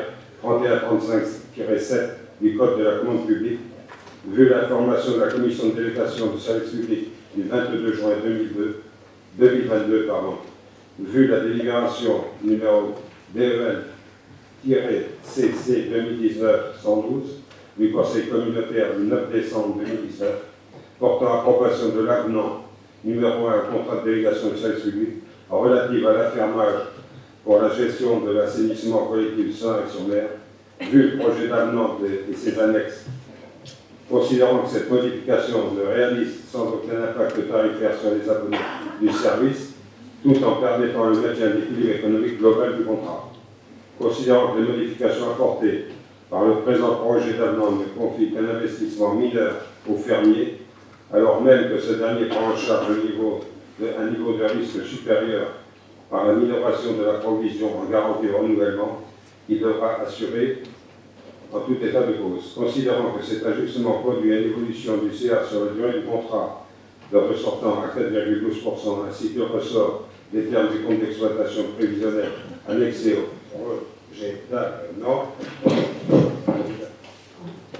considérant que la commission de délégation de service public du 22 juin 2022 a émis un avis à la passation du dit avenant, considérant que par voie de conséquence, les modifications apportées par l'avenant envisagé ne modifient pas la nature globale du contrat, ni n'ont pas pour effet d'introduire des conditions qui, si elles avaient figuré dans la procédure de passation initiale, auraient attiré davantage de participants ou permis l'admission de candidats ou soumissionnaires autres que ceux initialement admis ou le choix d'une offre autre que celle initialement retenue. En outre, elle ne modifie pas l'équilibre économique de la concession en faveur du concessionnaire, qu'elles n'ont pas pour effet d'étendre considérablement le champ d'application du contrat de concession. Je vous propose d'approuver l'avenant numéro 2 au contrat de DSP d'assainissement collectif sur la commune de Sanary-sur-Mer, d'autoriser la présidente à signer le dit avenant, de charger la présidente de mettre en œuvre toutes les formalités requises en vue de sa prise d'effet et de son exécution. Merci. Y a-t-il des questions? Nous allons passer au vote. Qui est contre? Qui s'abstient? À l'unanimité. Point suivant. Adoption de l'avenant numéro 2 de la DSP d'assainissement collectif de la commune de Bandol. Monsieur Jean-Paul Gilbert. Oui, la Présidente. Donc, nous sommes en train de préparer une délégation de service public d'assainissement globalisant les services d'assainissement collectif de Sanary, Saint-Cyr et Bandol. Le contrat initial s'arrêtait fin décembre 2021. Donc nous allons voter une prolongation le 13 décembre 2021 pour porter l'échéance au 31 décembre 2022. Il manque un petit peu de temps pour finaliser cette délégation globalisée. Et donc on demande de poursuivre encore 4 mois. Et c'est l'objet de l'avenant proposé aujourd'hui, l'avenant numéro 2, jusqu'au 1er mai 2023, sachant que la commission de délégation de service public s'est prononcée favorablement le 22 juin et que rien ne change, notamment pour les abonnés. Merci. Y a-t-il des questions? On va passer au vote. Qui est contre? Qui s'abstient? À l'unanimité. Point suivant, lancement de la démarche d'élaboration du plan climat-air-énergie territorial de la communauté d'agglomération, définition des modalités d'élaboration. Hélène Verbier. Merci, Madame la Présidente. La présente délibération a pour objet d'engager l'élaboration du plan climat-air-énergie territorial, c'est-à-dire PCAET, de la communauté d'agglomération Sud-Sainte-Baume, et de définir des modalités d'élaboration et de concertation en application du Code de l'environnement. La lutte contre le changement climatique et l'adaptation à ses effets est un enjeu majeur de société, pour lequel la communauté d'agglomération se doit de se doter d'un programme d'action à la hauteur des enjeux sur ses compétences et son patrimoine. En outre, le déploiement des PCAET sur l'ensemble du territoire doit permettre à la France d'atteindre ses objectifs ambitieux en matière de réduction des émissions de gaz à effet de serre, maîtrise de la consommation énergétique, développement des énergies renouvelables et de récupération, amélioration de la qualité de l'air et adaptation au changement climatique. Ainsi, le PCAET est l'outil opérationnel pour coordonner la transition énergétique à l'échelle intercommunale. Il s'agit donc d'un exercice intégrateur qui doit reposer sur une concertation la plus large possible avec les maires et les acteurs du territoire pour définir ensemble des objectifs et un plan d'action ambitieux. L'appropriation de la démarche par les communes et par l'ensemble des acteurs concernés du territoire est un gage de réussite, d'où une attention particulière apportée au pilotage et au processus de construction du plan, notamment avec les entreprises, les associations et les citoyens. C'est aussi une opportunité de développement économique vertueux, social et environnemental pour réduire la facture énergétique du territoire, créer des emplois, améliorer la qualité de l'air et la qualité de vie, anticiper les conséquences humaines et économiques du dérèglement climatique, tout en prenant en compte les enjeux locaux et notamment la préservation de la biodiversité et des paysages. De nombreux textes de loi sont venus préciser les contours de cette planification, notamment la loi du 17 août 2015, qui est relative à la transition énergétique pour la croissance verte et qui a transformé les anciens plans climat-énergie territoriaux en plans climat-air-énergie territoriaux et en leur ajoutant une dimension qualité de l'air et en élargissant leur champ d'action à toutes les activités qui se déroulent sur le territoire et non plus seulement aux seules compétences et patrimoines de la collectivité. Ainsi également, la loi énergie et climat du 8 novembre 2019 fixe un objectif plus contraignant de réduction des émissions de GES en passant d'une division par 4 auparavant à une division par au moins 6 entre 1990 et 2050. La loi définit aussi la notion d'empreinte carbone au niveau national et rehausse l'objectif de couverture de consommation par les énergies renouvelables à 33% en 2030.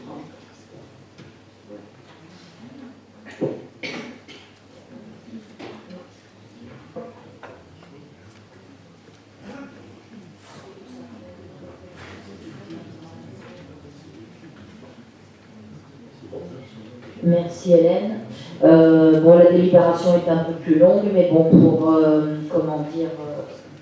réduire le temps de lecture, les services ont réduit la lecture d'Hélène Verbuine.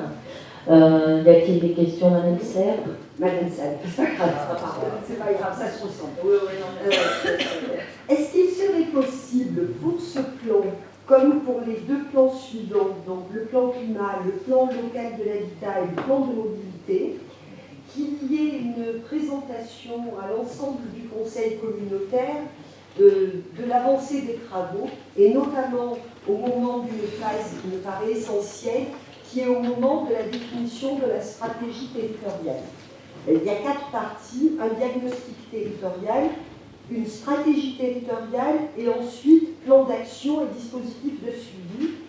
Il me semblerait important pour que tout le monde adhère à ces plans qui sont quand même structurels pour notre terroir. Il me semblerait important que la stratégie territoriale soit présentée en conseil, sans vote, mais pour avis, avant qu'il y ait une adoption définitive. Est-ce que ce serait envisageable?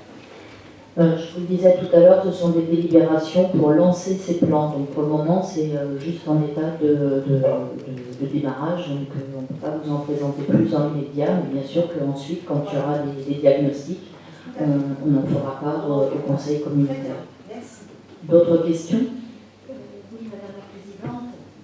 En tant que présidente de la Commission développement durable au sein du Conseil départemental, vous vous doutez bien que je suis très attentive et vigilante sur ce sujet qui préoccupe et sur lequel, je dirais, que ce soit des entreprises ou des collectivités, tout le monde envisage de s'y employer énormément. Je rejoins un petit peu les propos de ma collègue Michel Salle. En ce sens, j'entends bien qu'aujourd'hui, on vote pour le lancement. Voilà. J'aimerais quand même aussi assez rapidement connaître, je dirais, la procédure de travail qui va être mise en place. J'ai entendu dans la lecture de Mme le maire que les entreprises, tout le monde allait être associé. Donc comment allons-nous nous y prendre? Et je partage aussi, si on veut une véritable adhésion, si on veut que chaque individu, parce que je suis quand même un peu effarée par le comportement, je dirais, de tout citoyen, pour que chaque individu s'en imprègne bien comment on va avancer sur ce dossier. Donc, s'il y a des commissions, je ne sais pas comment nous allons de toute façon, il y aura des commissions, puisqu'il faut regrouper par les entreprises, que les élus. se marquer. Alors, Oui, dans, parce que c'est voilà, un dans enjeu la majeur. délibération, voilà.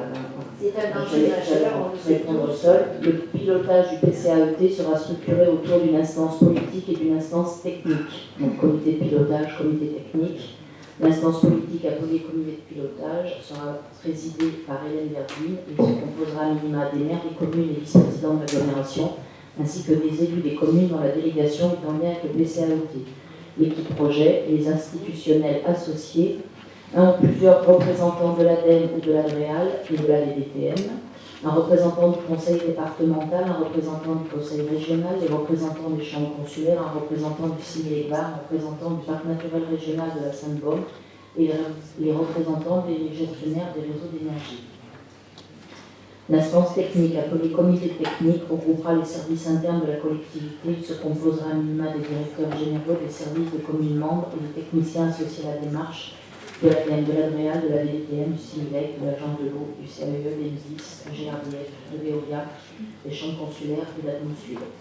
Son rôle sera de partager les données préalables à la démarche, d'analyser et de co-construire les propositions de la maîtrise d'ouvrage et enfin de proposer au comité de pilotage copie les documents nécessaires à la prise de décision. Le comité technique pourra se réunir en formation plénière et en formation spécifique, dépendamment des questions soumises à son ordre du jour, et ce afin de permettre une plus grande agilité dans le travail sur les thématiques spécialisées. La concertation. Chaque étape du projet fera l'objet d'une large concertation avec les habitants, les associations et les autres instances de concertation identifiées sur le territoire. Les modalités de concertation seront les suivantes: réunions publiques, visioconférences ou ateliers participatifs, espace de concertation sur le site internet de la collectivité, parution dans la presse, journaux communaux, revues intercommunales.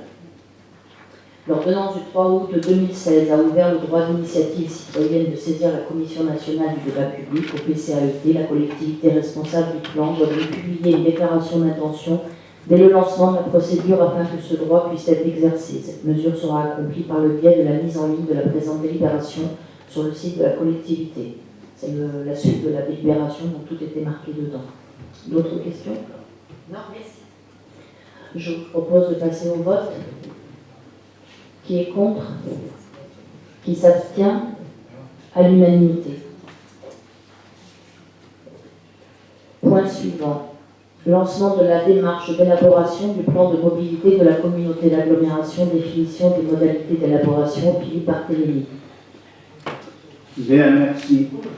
Alors, vous savez que notre communauté doit établir un plan de mobilité, c'est une obligation. Alors, avant, ça s'appelle PDU. Maintenant, ça s'appelle un plan de mobilité. L'objectif, c'est quoi? L'objectif, c'est de définir, sur une période de 10 ans, les principes d'organisation à la fois de la mobilité des personnes, le transport des marchandises et le stationnement. Tous ces éléments doivent se trouver dans le document.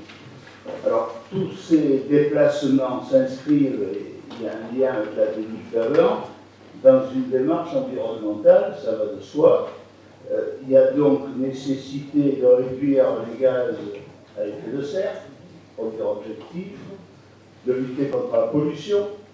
Alors toutes, Hélène, tu disais tout à l'heure, il y a pollution de l'air, mais également pollution sonore. C'est important dans les transports. Et puis enfin, il faut aussi préserver la biodiversité, fondamentale dans le domaine des transports. Alors, pour atteindre évidemment ces objectifs, eh bien, quelle est la démarche? La démarche est simple. D'abord, étape 1, on fait un diagnostic, c'est-à-dire on prend les points forts, les points faibles de ce qui se passe sur le sujet.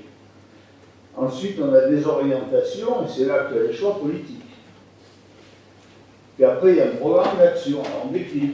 Et on va donc faire toute une série de fiches, y compris d'ailleurs le financement de chacune de ces actions, parce qu'il ne suffit pas de les écrire, il faut aussi qu'on les finance. Et puis comme c'est quelque chose qui a une durée de vie de 10 ans, ben, au bout de 5 ans, il y a une petite clause, logiquement, de revoyure où l'on corrige ce qui doit être.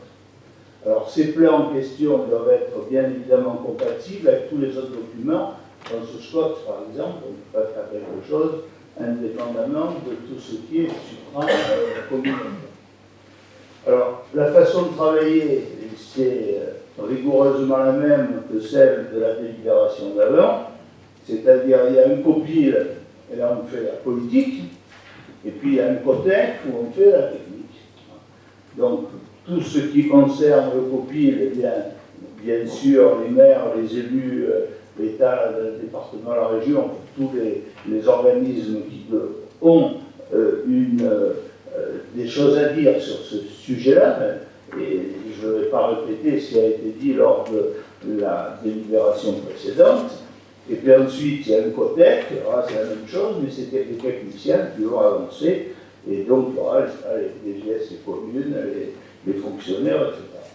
Et puis, bien évidemment, pendant toute cette phase, eh bien, il y a de la concertation, et donc je ne vais pas répéter ce qui a été dit à la délit précédente, mais il va de soi qu'on va retrouver les réunions publiques, les sites internet, etc. Et donc, bien évidemment, par rapport aux questions que vous posiez les uns et les autres, ça me semble logique qu'il y ait un état d'avancement qui soit diffusé au Conseil communautaire.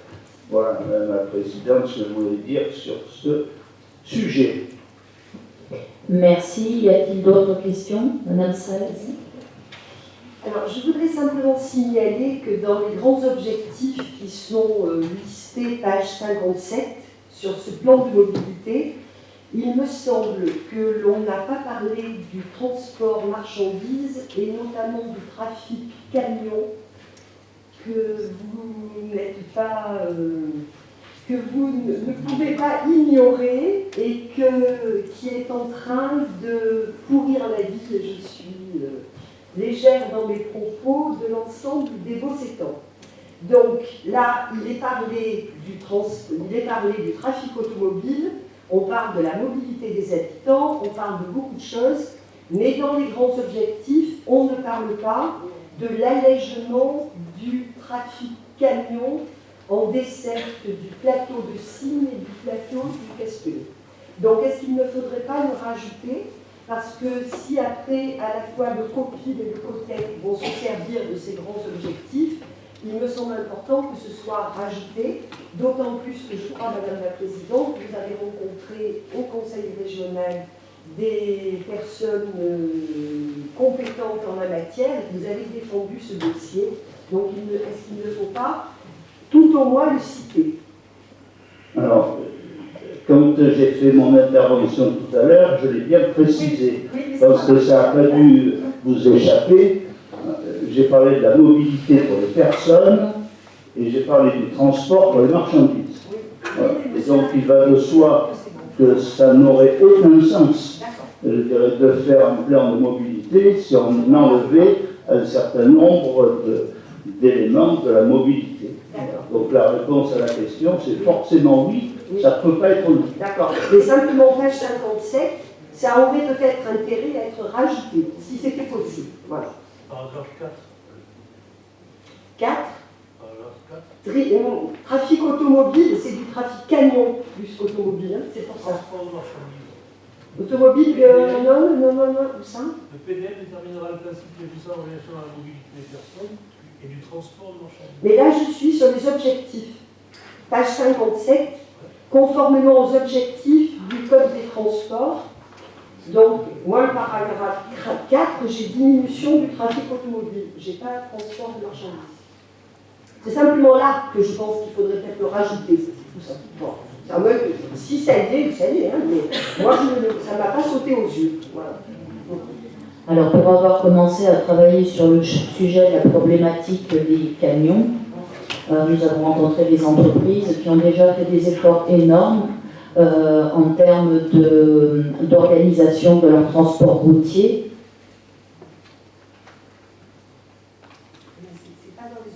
Je suis d'accord, mais ce n'est pas dans les objectifs qui sont reprécisés.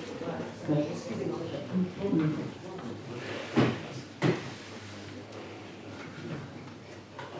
Donc, j'étais en train de dire, Madame Salle, que donc, nous avons rencontré les entreprises qui font déjà des efforts énormes en termes de gestion du trafic routier, et notamment, même si ça n'est pas possible toujours techniquement, d'essayer d'éviter les horaires des écoles, le matin et l'après-midi.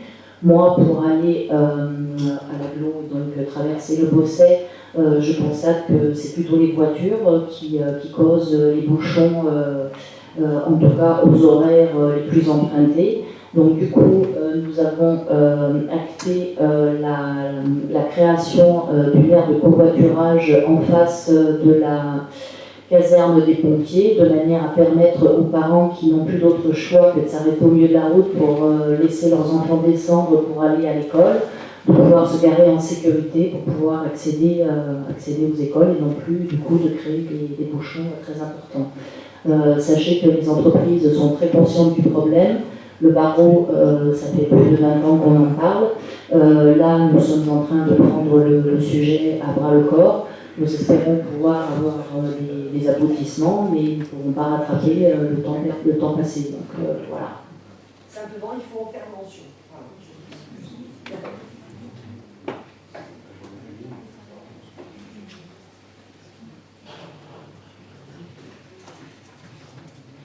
Nous allons passer au vote. Qui est contre?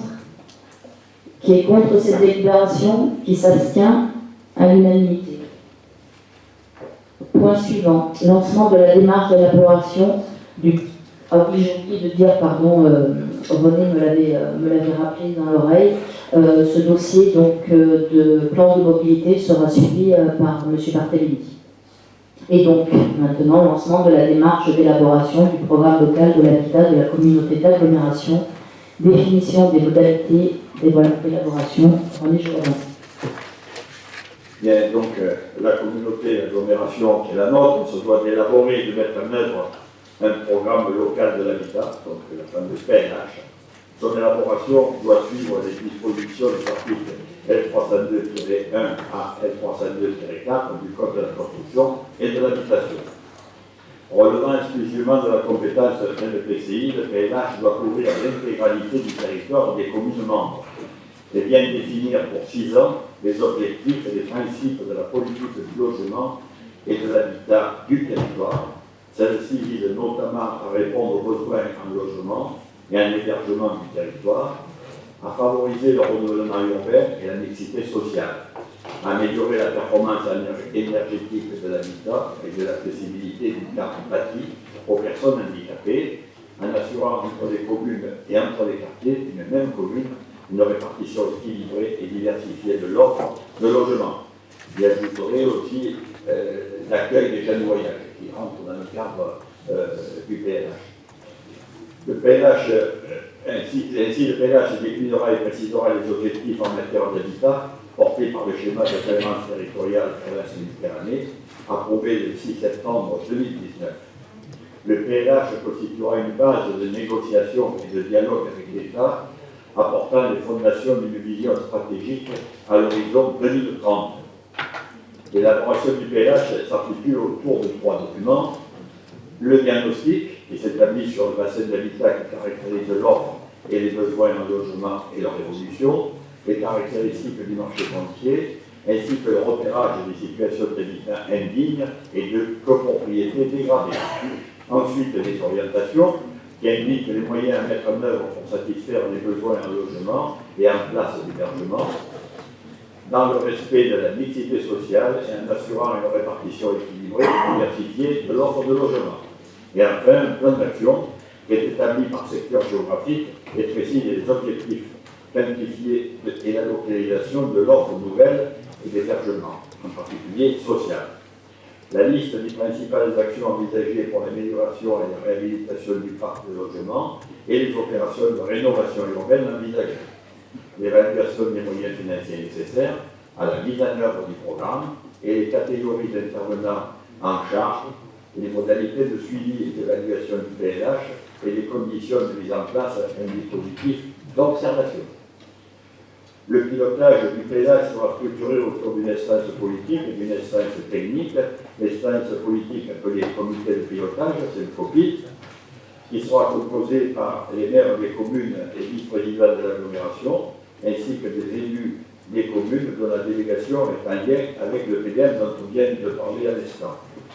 L'équipe projet, les personnes publiques associées, qui sont l'État, le Conseil régional Région Sud, le Conseil départemental du Var, les représentants du SCOT,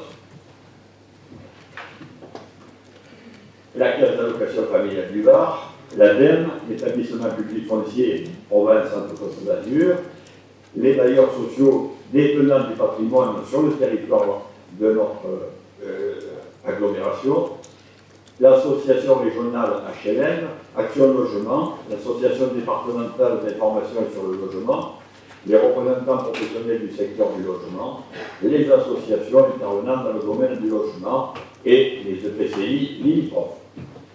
L'instance technique, on parlait tout à l'heure, appelé comité technique, c'est-à-dire le COTEC, regroupera les services internes de la collectivité. Il se composera en minima des directeurs généraux des services des communes membres et les techniciens associés à la démarche. Son rôle sera de partager les données préalables à la démarche, d'analyser et co-construire des propositions de la maîtrise d'ouvrage et enfin de proposer au comité de pilotage les documents nécessaires à la prise de décision.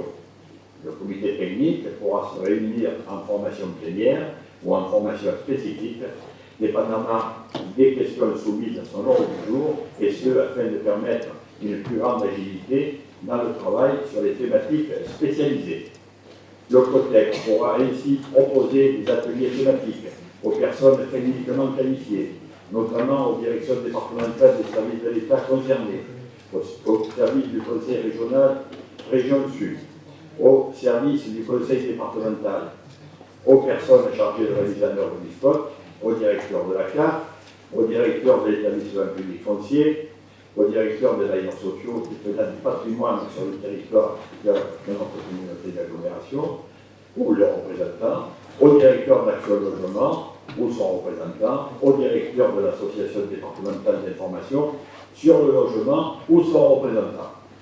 Si vous m'autorisez, je vous épargnerai la lecture des 13 vues, puisque vous les avez certainement détaillées. Je viendrai au considérant, par contre, l'obligation d'engager la procédure d'élaboration du PLH de la communauté d'agglomération Sud-Sainte-Bonne, considérant la nécessité de définir les conditions d'élaboration du PLH, après avoir entendu l'exposé des motifs, il est proposé au Conseil communautaire, à l'article 1, est approuvée la démarche de lancement du PLH. L'article 2 sont approuvés les objectifs et les modalités de collaboration entre la communauté d'agglomération et ses communes membres, ainsi que les modalités de travail avec les acteurs de l'habitat. Enfin, l'article 3, Madame la Présidente est autorisée à saisir le préfet du Var pour définir conjointement les modalités pratiques d'association des services de l'État, ainsi que la transmission du porté à connaissance de la part de l'État, qui doit s'opérer dans un délai de 3 mois, suivant le lancement de la procédure d'élaboration.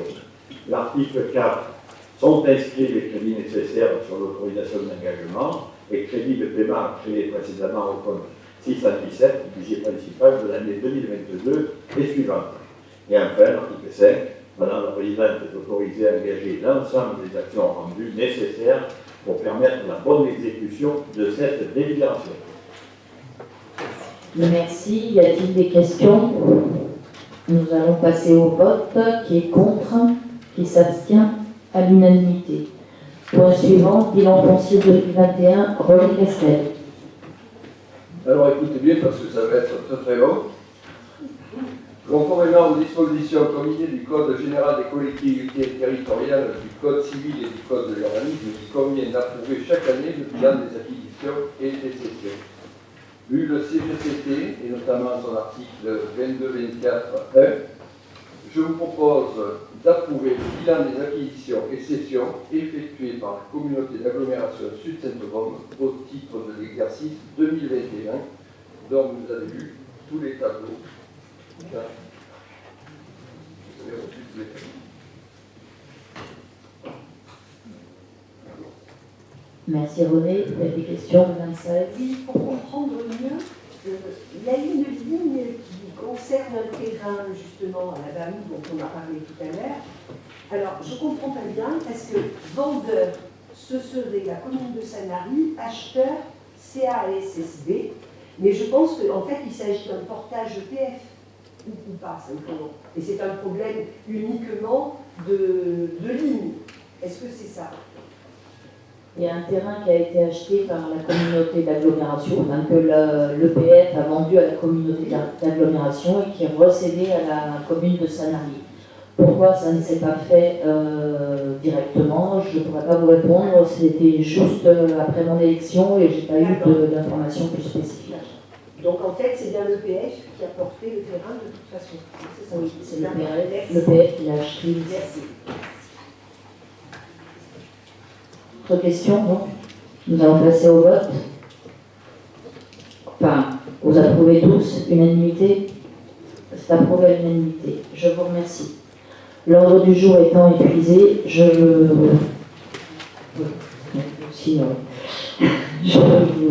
lève la séance. Au revoir à tous.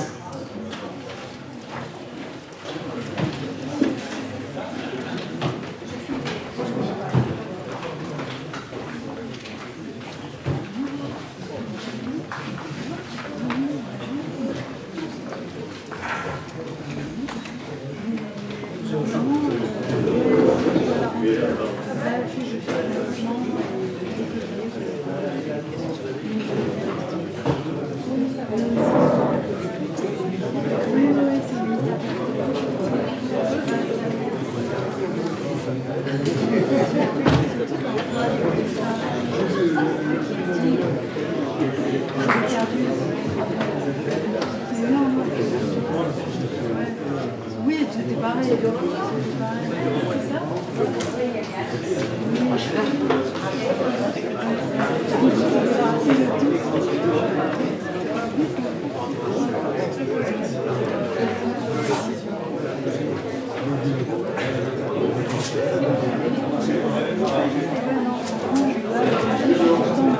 Moi, à la nuit, j'ai fait aussi.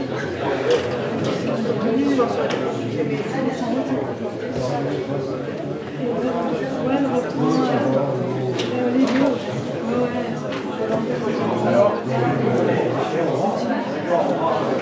Bon, moi, c'est que je vais faire ma fille, elle va venir. Oui, oui. En plus, je vais C'est nul.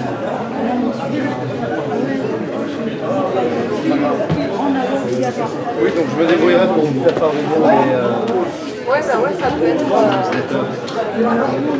Ouais. Mais après, bah, si vous avez effectivement des événements de grosse ampleur que vous voulez couvrir, n'hésitez pas à faire un petit mail ou quoi. Parce que des fois, moi, je vois l'info, mais bon, c'est un peu tard. Vous pouvez pas dîner vous la... Non, pas forcément. Mais pas forcément. Alors, certains oui, mais après, j'ai pas tous les clés forcément sur la commune. À bientôt. Donc, ouais, je dis pas non.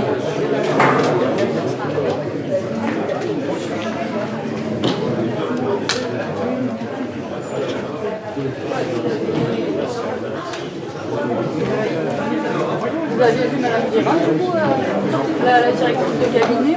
Non. Merci.